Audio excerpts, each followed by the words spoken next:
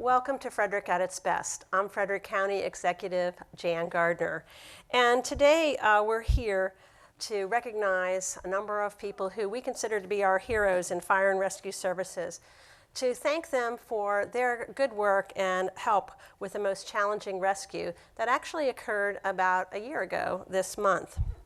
In August of 2014, fire and rescue personnel, medics and ambulances, and a lot of other first responders were dispatched to the Bishop Claggett Center in Adamstown in response to a report of an injured person. While units were responding, first responders were made aware that this was a zipline accident and that the two patients were involved. When units and medics arrived on the scene, they were told that the incident was located about a mile behind the center in the woods in a difficult place for them, really an impossible place for them to take a vehicle. So, and that one of the patients was unconscious. So since units were not able to access the site, rescuers had to walk in and follow a trail and carry all their equipment with them. So when they arrived, they did find a patient seriously injured, and so they called for additional resources, including a helicopter, to try to extricate this individual in a timely manner. Meanwhile, we had a Rescue Squad 14, that stayed out on the main road and directed responding units to the site. Eventually, the patient was strapped to a backboard, collared, and provided with other assistance. And due to the terrain and the serious conditions of the patient, it was decided to do a hoisting operation that would be the quickest and safest way to extricate the patient. While units were preparing for the extrication, the patient, who was unconscious, began to have a seizure. So the first responders and rescuers had to administer medication, and ultimately they did stop the seizures. After about an hour or so, the patient was hoisted out and transported to Shock Trauma Center in Baltimore. There were numerous units on the scene that helped with this call, and everyone acted with extraordinary care and expertise, especially considering the difficult conditions associated with the location. When the patient reached shock trauma, he was diagnosed with serious brain trauma and remained in ICU there for several weeks and was transferred to rehabilitation services for several months. I'm glad to report, and the media has certainly reported this, that after his release from rehab, he is doing much better today. So I'm joined here today by some of the individuals who responded that day to this incident, and we wanted to recognize them for all their good work in this response, because it was very difficult and it certainly had a good outcome. And all these people go to work each and every day and are unsure about just exactly what the challenges are they are going to pass, and handle that day.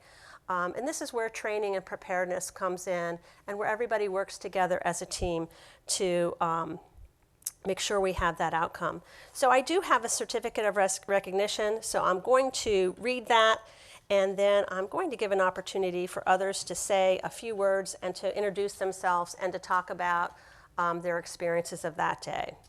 So the certificate of recognition, which was presented to all the individuals who are here and who were involved in this zipline accident response, the following certificate of recognition.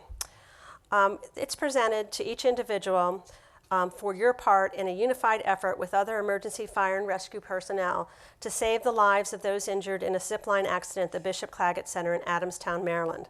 This challenging incident brought out the exceptional skills and training of our emergency responders when they are told that patients were located on the zipline course 1 mile deep in the woods where no vehicle could have access. Crews hand-carried their equipment and followed the hiking trails through the woods while ambulances, medics, EMTs, state police, firefighters, law enforcement, and many others waited at the entrance.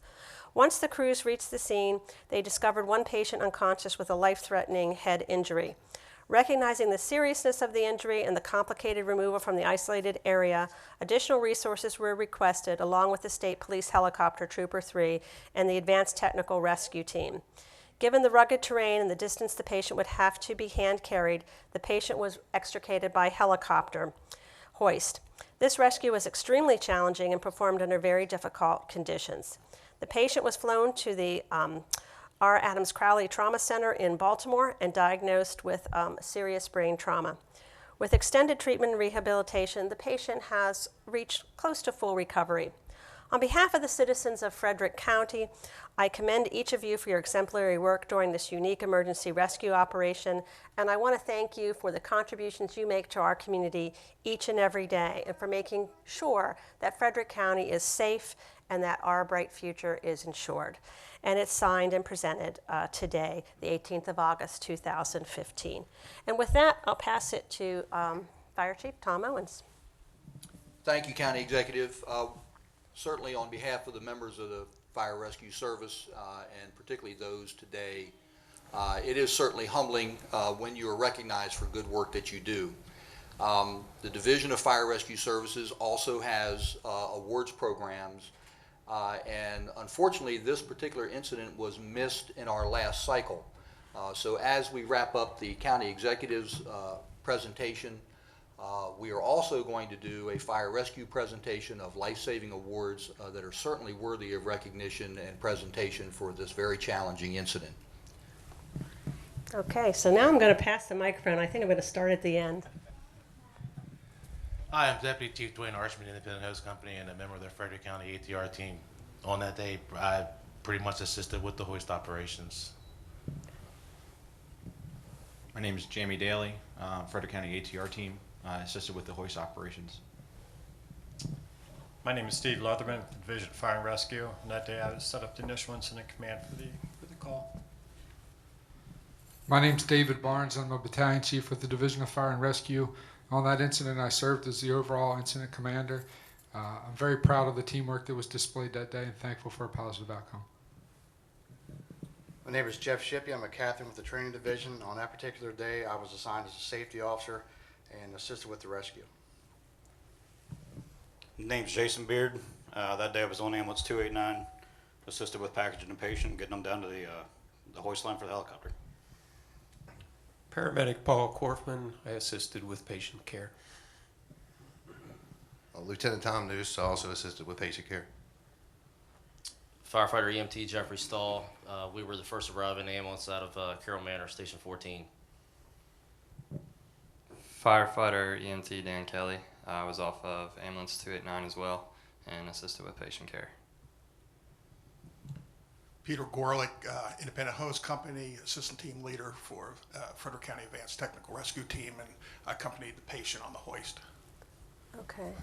So who actually walked into the woods to respond to this call? All right. So none of you identified yourselves in that manner, but I assumed if you did patient care, that's what you did. So we certainly appreciate the extra effort it took to get to that site. And my guess is you didn't expect to be doing that day. And I would have loved to see the video of the hoist operation. I did watch the video of the hoist operation from the accident at the dam at Lake Linganore, and it was quite incredible to watch that. And so, in fact, if I had been somebody that had to get into that basket, I'm not sure I would have had the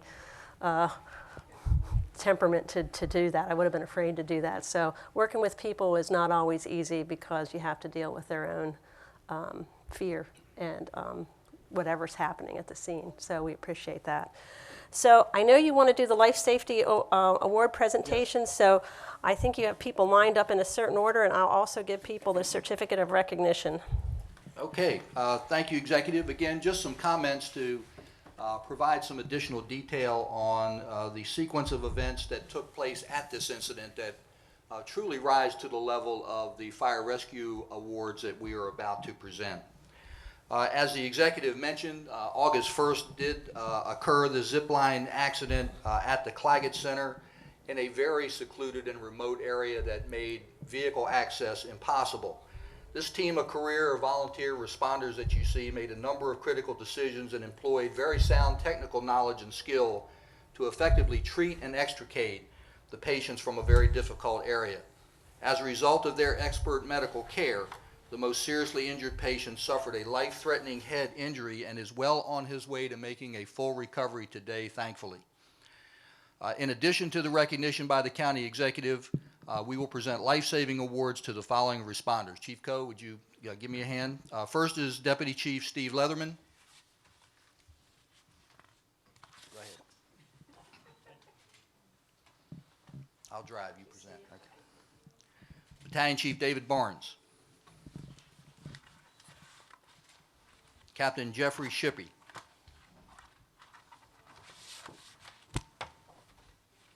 Lieutenant Michael McDonald, or Leonard, I'm sorry. Thank you. I just need that to He's not here.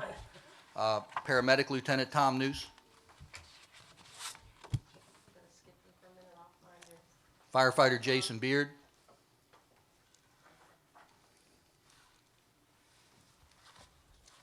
Firefighter Paramedic Paul Korfman. I think I'm going to give you these at the end because they're not in the same order. Firefighter Jeffrey Stull. Firefighter Daniel Kelly. And then for the members of our ATR team, and you've heard those referenced here a couple of times by initials, Frederick County is fortunate that with the support and sponsorship of the independent hose company here in the city of Frederick, we have at our disposal and for the service of our citizens an advanced technical rescue response team. This is a team of highly trained people that use very sophisticated equipment to perform rescue operations that are well outside of the norm. They often work in conjunction with the Maryland State Police Aviation Unit with their hoist capabilities. As you heard the executive mention, the Lake Linganore Dam incident that we recently had. Certainly this incident is an example of their good work. But you can often find them on Catoctin Mountain taking care of a hiker that is injured on a trail in a remote area. So this is very common work for this team. The ATR responds in support with the hoist capability of the State Police Helicopter Unit, and that certainly was the case today. These are highly technical operations. They're certainly high risk in nature when we have to do them, but the reward is very high and the payoff good, and this incident is an example of an extrication of that nature with rapid air transport to the Shock Trauma Center and a successful outcome, and it's what we hope for with every incident. So with that, we will recognize Deputy Chief Dwayne Osherman, who is a volunteer member of the Advanced Technical Rescue Team, and ATR Technician Jamie Daly, who is also here.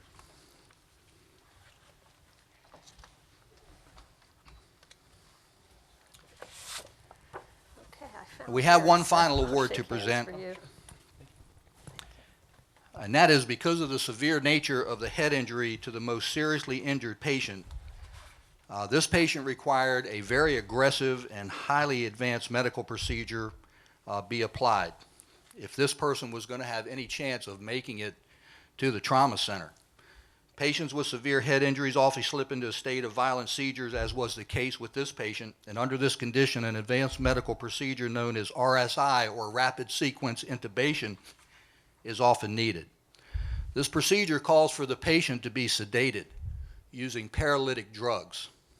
These drugs essentially paralyze the patient to place them in a calm state so their airway can be protected from aspiration of fluid. This is a high-risk medical procedure because when you paralyze a patient, they can no longer breathe on their own. You must take over continuous breathing using a manual bag valve mask for the entire duration of their transport until they get to the emergency room and can be put on automatic ventilation equipment. In this case, a patent airway had to be maintained manually during a hoist operation to the State Police helicopter. This assignment fell to volunteer ATR technician Peter Gorlick. Technician Gorlick was attached to the helicopter hoist line by harness so he could be at the patient's side during the hoist. While being vertically lifted, Technician Gorlick used a bag valve mask to continuously ventilate the patient by hand during the hoist.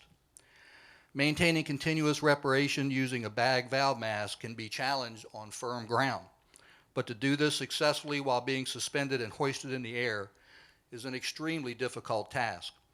While the ATR team practices this skill in training, this is the first time it has been done for an actual rescue. In recognition of his exemplary work in maintaining a patent airway and providing continuous support of the patient's breathing during the helicopter hoist, the Division of Fire Rescue Services awards volunteer ATR technician Peter Gorlick the Bronze Medal for outstanding performance.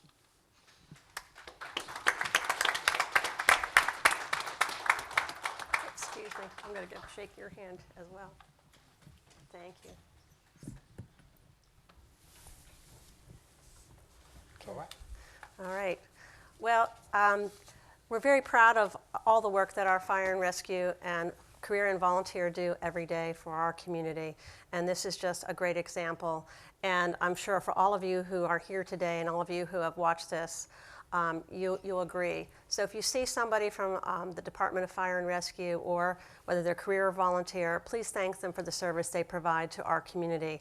I always hope that I never need to call 911, but I'm really glad that all of these people stand at the ready, well-trained and well-prepared to make sure that people in our community are safe and that we can successfully help them in a case of emergency.